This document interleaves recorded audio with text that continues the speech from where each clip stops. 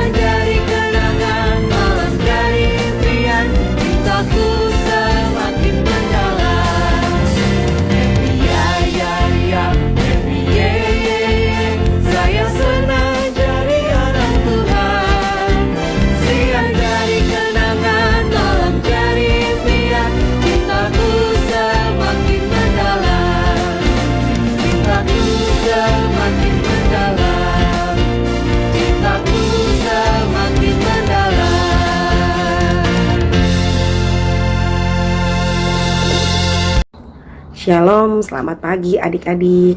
Apa kabar? Ya, tentunya kabarnya pasti baik-baik. Mari adik-adik, kita tadi sudah memuji muliakan nama Tuhan, dan saat ini kita akan masuk dalam ibadah. Mari adik-adik persiapkan hati, terus duduk yang manis, tidak ada yang jalan-jalan lagi. Nah, terus kita akan berdoa. Nah, ambil sikap berdoa karena kita mau bicara sama Tuhan Yesus. 2, 3. Bapa yang baik, Bapa yang sungguh baik dalam kehidupan kami, secara khusus buat anak-anakmu yang saat ini Tuhan sudah siap untuk beribadah. Mari Tuhan Yesus berkati hati-hati anak-anak ini, bahkan kami juga kakak-kakak pengasuh, bahkan yang akan memberikan firman-Mu Tuhan. Bapa di sorga, walaupun ibadah kami hanya melalui media online, tapi kami percaya Tuhan bahwa semua itu tidak akan mengurangi sukacita kami untuk beribadah bersama-sama. Tuhan Yesus, ibadah kami di pagi hari ini, mulai dari awal, pertengahan, hingga selesainya, kami bawa semua itu di dalam nama anak Yesus Kristus. Kami bawa doa ini. Haleluya. Amin. Adik-adik yang terkasih dalam Yesus Kristus, tiba saatnya kita masuk dalam persembahan. Apa yang Papa Mama sudah kasih, mari adik-adik ambil amplop, terus masukin ke dalam amplop. Terus nanti setelah ibadah, diserahkan ke kakak-kakak pengasuh. Untuk itu, kita sambut dalam nyanyian Kami Bawa Pujian. 2, 3.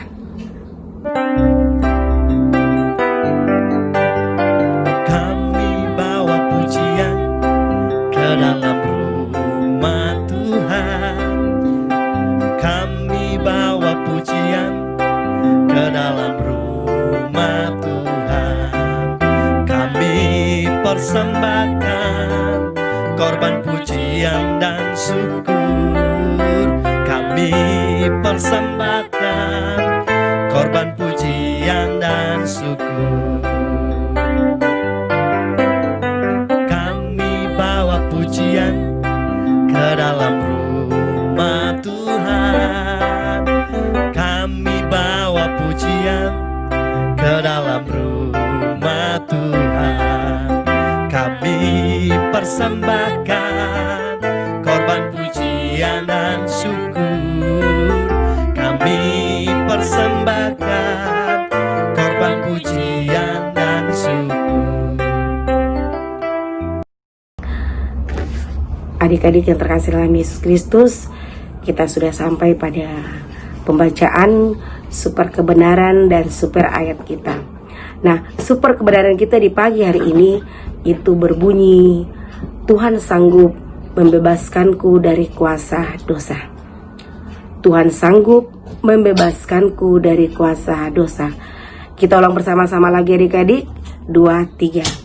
Tuhan sanggup membebaskanku dari kuasa dosa. Nah, untuk super ayatnya terambil dari Roma 10 ayat 13. Ya, Roma 10 ayat 13 kita baca sama-sama ya adik-adik ya. 2, 3. Sebab barang siapa yang berseru kepada nama Tuhan akan diselamatkan. Sekali lagi kita sama-sama 2, 3. Sebab barang siapa berseru kepada nama Tuhan akan diselamatkan. Adik-adik semua yang ada di rumah atau di mana saja berada, sebelum kita ada dalam pemberitaan firman Tuhan di saat ini, mari kita satu dalam doa, kita berdoa. Ya Bapa, Allah di dalam Kristus Yesus, firman yang hidup. Saat ini kami akan mendengarkan kebenaran firman. Tolong kami dengan roh-Mu yang kudus, agar kami boleh mengerti apa kehendak-Mu di dalam firman. Kuasailah hati, pikiran, bahkan seluruh hidup kami, agar pemberitaan firman-Mu seturut kasih dan kehendak-Mu.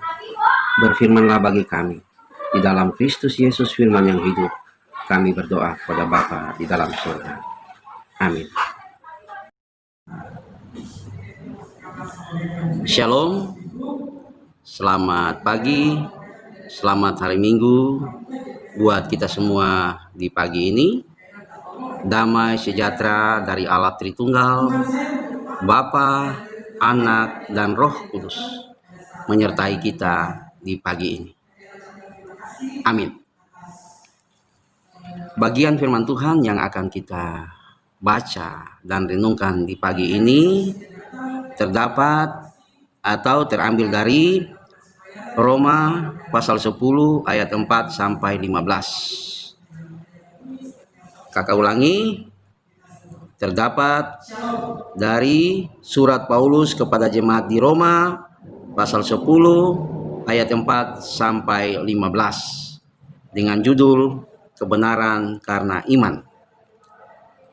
Bagian firman Tuhan ini kakak akan bacakan seluruhnya dan adik-adik di rumah ikuti di Alkitabnya masing-masing. Roma 10 ayat 4 sampai 15, kebenaran karena iman. Sebab Kristus adalah kegenapan hukum Taurat, sehingga kebenaran diperoleh tiap-tiap orang yang percaya. Sebab Musa menulis tentang kebenaran karena hukum Taurat. Orang yang melakukannya akan hidup karenanya. Tetapi kebenaran karena iman berkata demikian. Jangan katakan dalam hatimu, siapakah akan naik ke sorga? Yaitu untuk membawa Yesus turun. Atau siapakah akan turun ke jurang maut? Yaitu untuk membawa Kristus naik dari antara orang mati. Tetapi apa katanya? Ini. Firman itu dekat kepadamu, yakni di dalam mulutmu dan di dalam hatimu. Itulah firman iman yang kami beritakan.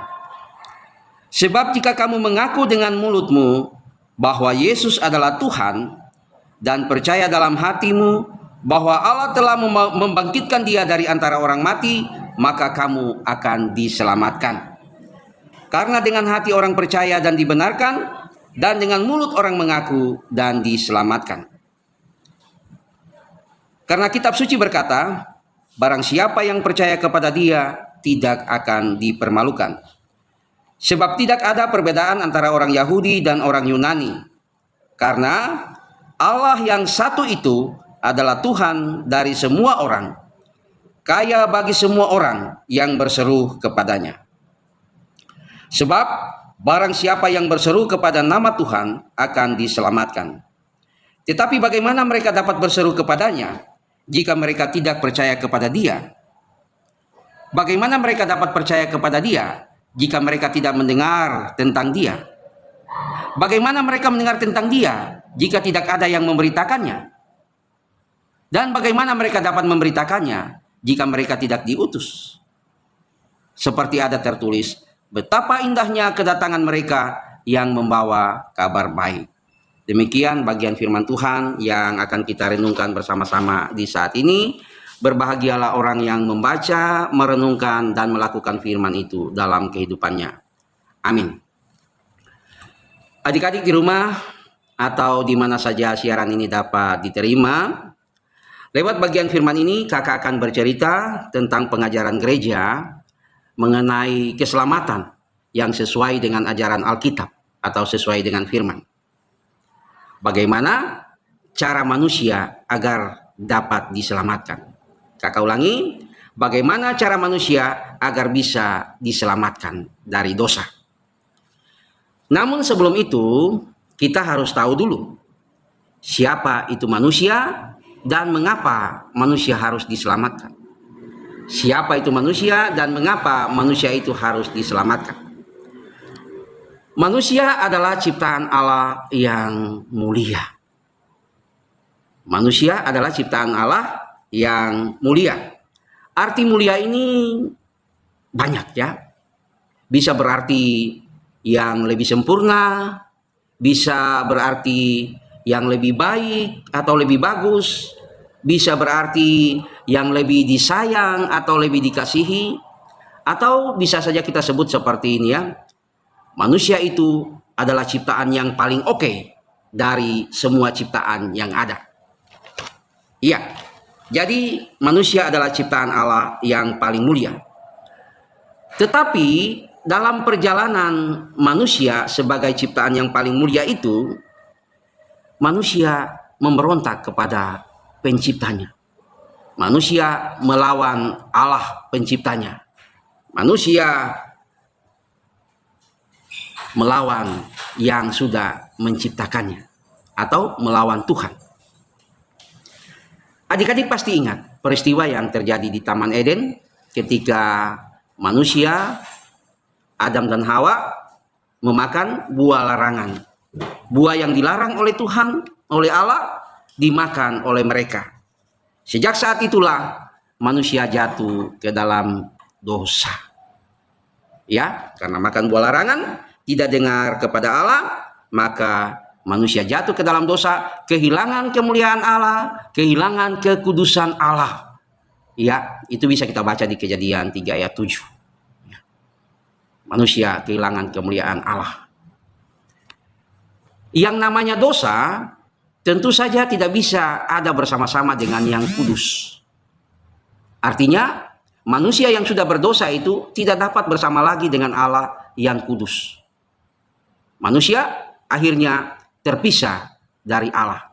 Manusia diusir dari Taman Eden karena keberdosaan itu. Akhirnya manusia punya hubungan dengan Allah penciptanya itu putus karena dosa itu. Karena Adam dan semua keturunannya di muka bumi ini sudah jatuh ke dalam dosa, maka hubungan manusia dengan Allah itu putus. Dalam Roma 5 ayat 12b dikatakan seperti ini. Sebab itu sama seperti dosa telah masuk ke dalam dunia oleh satu orang dan membuat semua manusia atau semua orang di dalam dunia ini berdosa. Artinya karena dosa Adam ini akhirnya semua manusia jatuh ke dalam dosa. Ribuan tahun manusia terpisah dari Allah dan hidup di bawah ancaman hukuman kebinasaan atau hukuman neraka. Jadi ribuan tahun manusia ada dalam hidup terpisah dari Allah. Dan ribuan tahun juga itu manusia berusaha untuk kembali kepada Allah. Manusia berupaya, berjuang sekuat tenaganya, bekerja keras untuk dapat kembali kepada Allah lewat upaya usahanya agar dapat selamat atau agar dapat kembali kepada Allah. Usaha, upaya, perjuangan manusia untuk dapat kembali kepada Allah, untuk dapat keluar dari dosa-dosanya, untuk dapat selamat dari ancaman hukuman kekal, semuanya itu gagal, tidak berhasil. Sekuat apapun usaha manusia untuk keluar dari dosa agar selamat, tidak berhasil, gagal. Allah pernah mencoba menolong manusia agar dapat selamat dari dosa. Allah memberikan penuntun, yaitu hukum Taurat. Tetapi kenyataan yang didapatkan oleh Allah, tidak ada satupun manusia yang dapat melaksanakan hukum Taurat itu dengan baik dan benar. Tidak ada satupun manusia yang mampu melaksanakan hukum Taurat itu dengan sempurna agar dapat selamat. Musa saja yang menerima hukum itu, dia tidak mampu melaksanakan hukum Taurat itu dengan sempurna. Jadi, mengapa manusia gagal? Karena manusia mengandalkan kekuatannya sendiri untuk berjuang agar selamat. Sekuat apapun manusia berusaha, sebesar apapun usahanya untuk dapat selamat, tetap tidak akan bisa. Karena keselamatan itu bukan usaha manusia. Keselamatan itu bukan hasil usaha manusia. Mau berbuat baik sebanyak mungkin, taat dalam beribadah, rajin berdoa, suka membaca firman Tuhan, suka memberi persembahan atau persepuluhan, membantu orang lain, membantu orang yatim piatu, membantu panti asuhan, semua itu tidak dapat menolong manusia untuk dapat selamat dari dosa-dosanya. Mengapa? Karena keselamatan bukan hasil perbuatan baik manusia, dan keselamatan itu bukan barang murahan yang dapat ditukar dengan uang, yang dapat ditukar dengan materi, atau diganti dengan perbuatan baik. Jadi keselamatan tidak bisa dibeli, tidak bisa dicapai, tidak bisa direbut dengan perbuatan-perbuatan manusia. Dengan harta seluruh dunia pun kita tidak bisa membeli atau menukar untuk mendapatkan keselamatan itu. Adik-adik yang dikasihi oleh Tuhan, terus bagaimana agar manusia dapat selamat? Iya, Alkitab mengajarkan kepada kita bahwa manusia dapat diselamatkan karena satu, manusia selamat karena kasih karunia Allah. Manusia selamat karena kasih karunia Allah. Ini yang disebut dengan sola gratia atau grace, kasih karunia Allah. Artinya keselamatan itu datang dari pihak Allah. Keselamatan itu adalah inisiatif Allah, keselamatan itu adalah tindakan Allah, bukan usaha manusia. Ya. Yohanes 3 ayat 16 berkata seperti ini. Karena begitu besar kasih Allah akan dunia ini, sehingga ia telah mengaruniakan anaknya yang tunggal, supaya setiap orang yang percaya kepadanya tidak binasa, melainkan beroleh hidup yang kekal. Siapa yang telah dikaruniakan oleh Allah kepada manusia agar manusia bisa selamat? Dalam Yohanes 3 ayat 16 katakan tadi bahwa Allah mengaruniakan anaknya yang tunggal. Siapakah anaknya yang tunggal itu? Iya, Yesus Kristus. Jadi sola gratianya Allah kepada manusia agar manusia bisa selamat adalah Yesus Kristus itu sendiri. Yang kedua, manusia selamat karena iman. Ini yang disebut dengan sola fide. Manusia selamat karena iman. Beriman kepada Yesus Kristus sebagai Tuhan dan Juru Selamat. Itulah yang akan menyelamatkan kita. Tuhan Yesus pernah berkata kepada Thomas, berbahagialah orang yang percaya walau tidak melihat. Berbahagialah orang yang percaya walau tidak melihat. Maksud perkataan Tuhan Yesus ini kepada kita sekarang adalah kita tidak pernah melihat atau bertemu Tuhan Yesus. Tetapi kita percaya bahwa Tuhan Yesus pernah hidup di Palestina 2000 tahun yang lalu dalam pelayanannya. Kita tidak pernah melihat Tuhan Yesus disalib. Tetapi kita percaya peristiwa itu. Kemudian kita tidak pernah melihat Yesus mati, bangkit, kemudian naik ke surga. Kita tidak pernah lihat. Tetapi kita percaya peristiwa itu. Bahkan ketika dia berjanji akan datang kembali menjemput kita dari surga pada kedatangannya yang kedua, kita pun percaya itu. Dan kita sekarang menanti dalam pengharapan yang penuh untuk kedatangan Yesus yang kedua kali untuk menjemput kita. Kita percaya walau tidak melihat. Itulah yang dinamakan iman.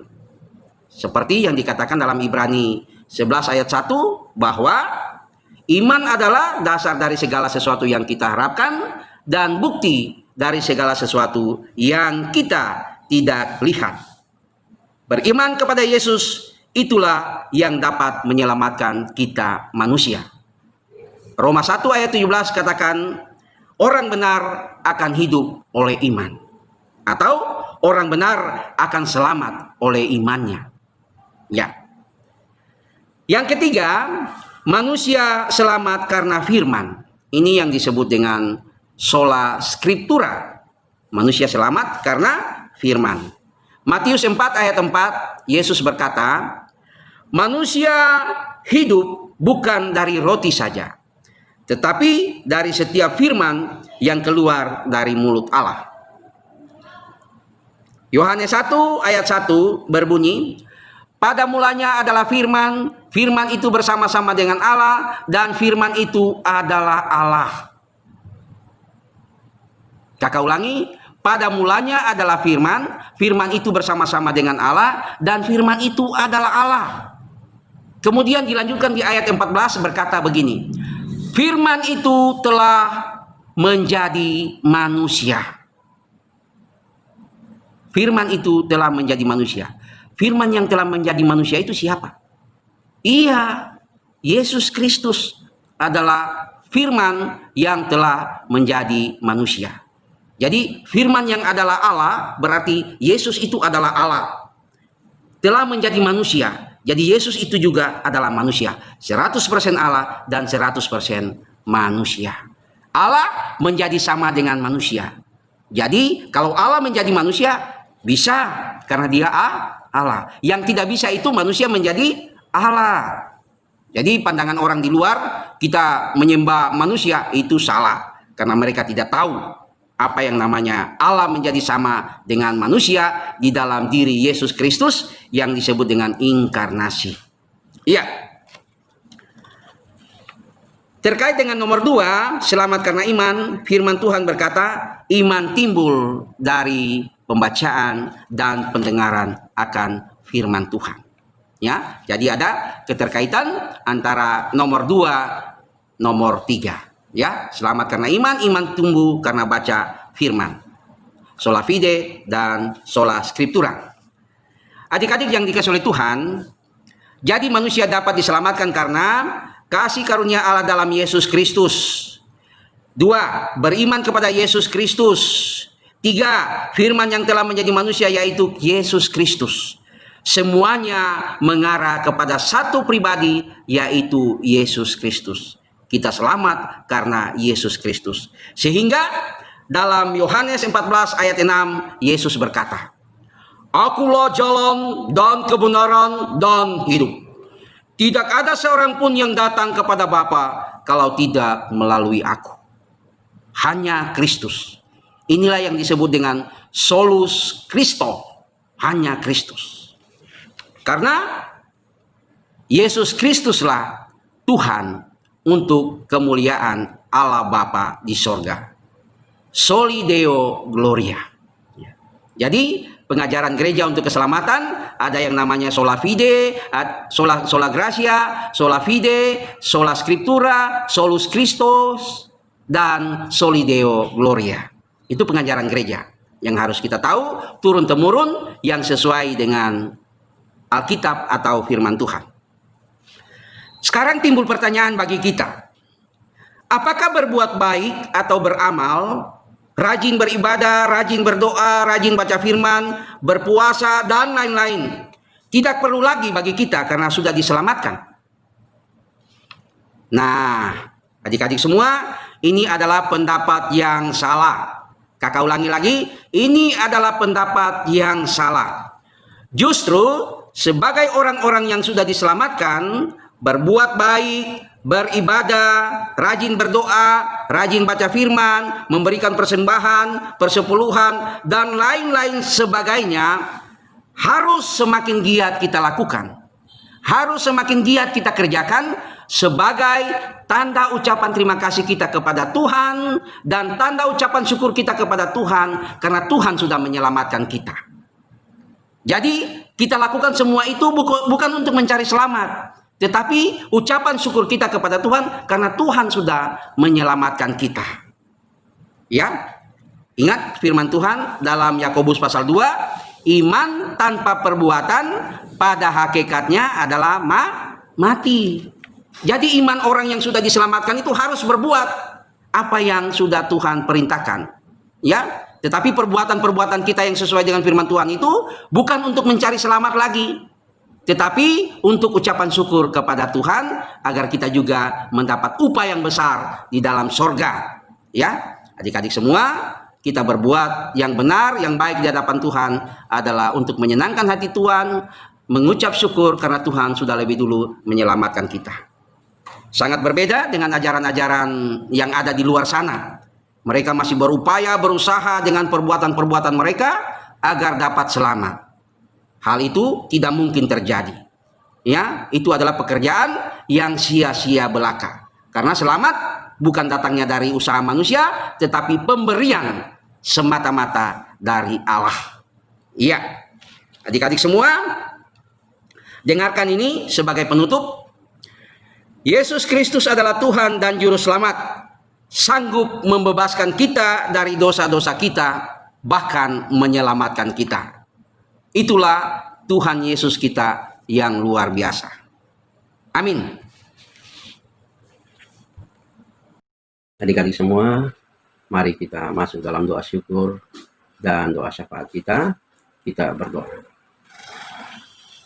Kembali kami datang padamu Bapa, Allah di dalam Kristus Yesus, Tuhan dan Juru Selamat kami.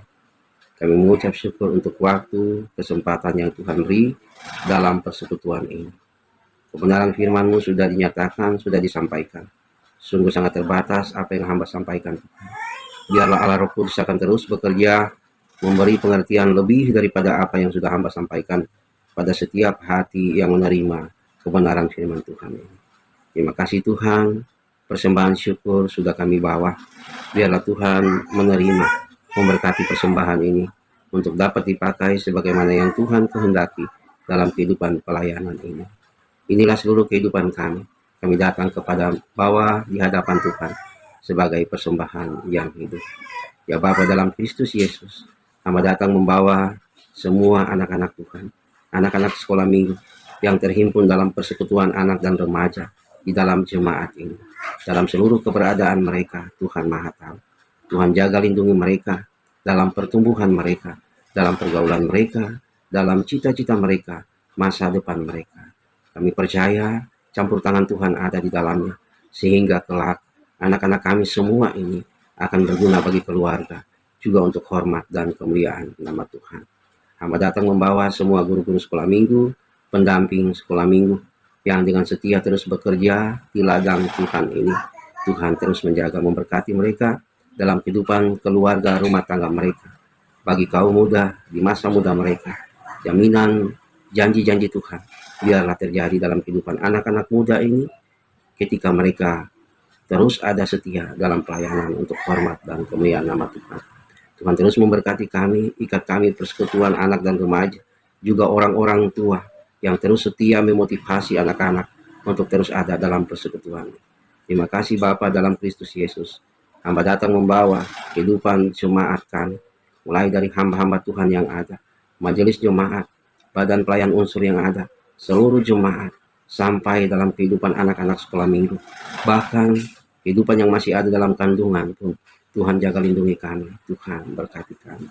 Terima kasih Bapa dalam Kristus Yesus, di tengah-tengah pandemi COVID-19 ini, biarlah dalam kehidupan berjemaat kami, Tuhan jaga lindungi kami, Tuhan jauhkan, Tuhan lalukan, Tuhan hindarkan kami dari hal-hal yang mencemaskan, yang membahayakan kehidupan kami. Terima kasih Bapa, kami datang membawa kehidupan berbangsa dan bernegara kami. Biarlah otoritas Tuhan terjadi dalam kehidupan berbangsa dan bernegara kami. Hikmat Tuhan ada dalam kehidupan pemimpin-pemimpin kami, mulai dari pusat sampai ke daerah-daerah, sehingga kami boleh merasakan kuasa Tuhan hadir di tengah-tengah kehidupan berbangsa dan bernegara. Terima kasih Bapa dalam Kristus Yesus.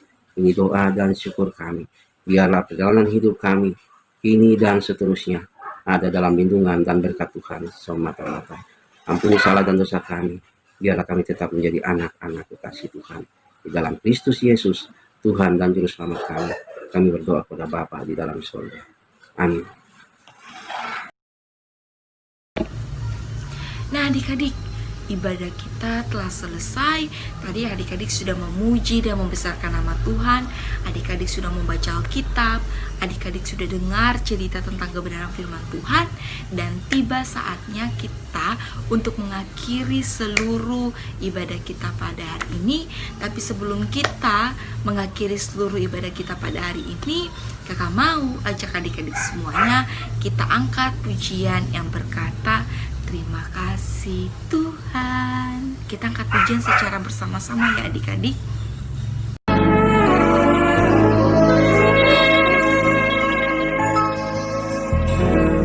Terima kasih Tuhan untuk kasih setiamu yang ku alami dalam hidupku. Terima kasih Yesus untuk kebaikanmu sepanjang hidupku.